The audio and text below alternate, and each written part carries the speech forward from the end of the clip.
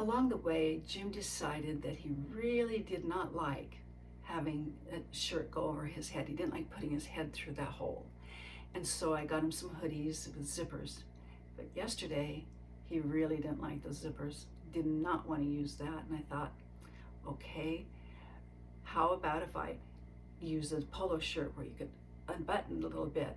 And so I showed it to him, and I showed him how that hole would be a little bit bigger than normal, and asked him if he wanted to do that or wear the hoodie.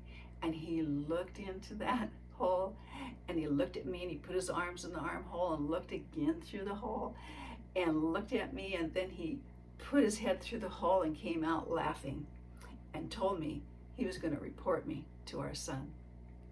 A challenge turned into hilarity. It was great fun. My name is Jeanne, and today's reflection is getting back in our groove. In my journey with Jim, for the upcoming family visit, I let everyone know Jim would do better if we kept things low-key. The living room needed to remain his realm where days and nights could blend, and his television shows are the focus.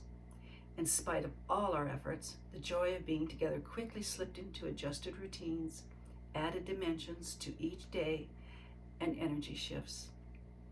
There are moments Jim thrived. He joined us for croquet and reminded us what good sportsmanship looked like. Laughter and encouragement became the spontaneous new objective. That, and getting out of the way as he whacked the ball that could go in any direction. It meant so much to be playful joy with Jim, in spite of the young tree accidentally getting pruned by his mallet. There were moments he became overwhelmed. Without our quiet everyday routines, he came to me because he felt everything felt foreign.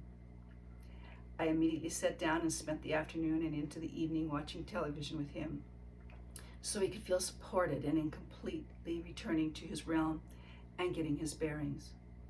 Since they left, I've been getting back in our groove by reorganizing myself back to normal, while Jim seems busy disorganizing. I found his razor in a drawer in the living room. His 2 recently laundered and missing t-shirts were under the pillow on the sofa. I still haven't found the toothpaste. Then it hit me. He's doing the same thing I'm doing, reorganizing his realm. And meanwhile, in my earth-dwelling world, what a glorious night of deep sleep. Both Jim and Sammy joined me for a full 8 hours. Whoa.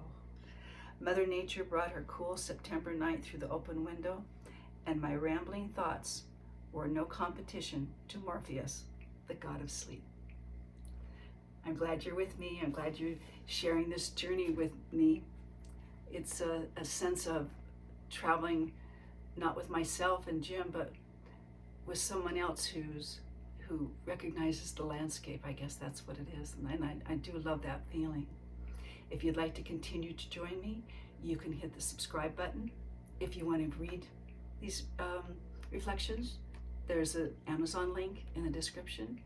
And if you want to leave a comment, that would mean the world to me.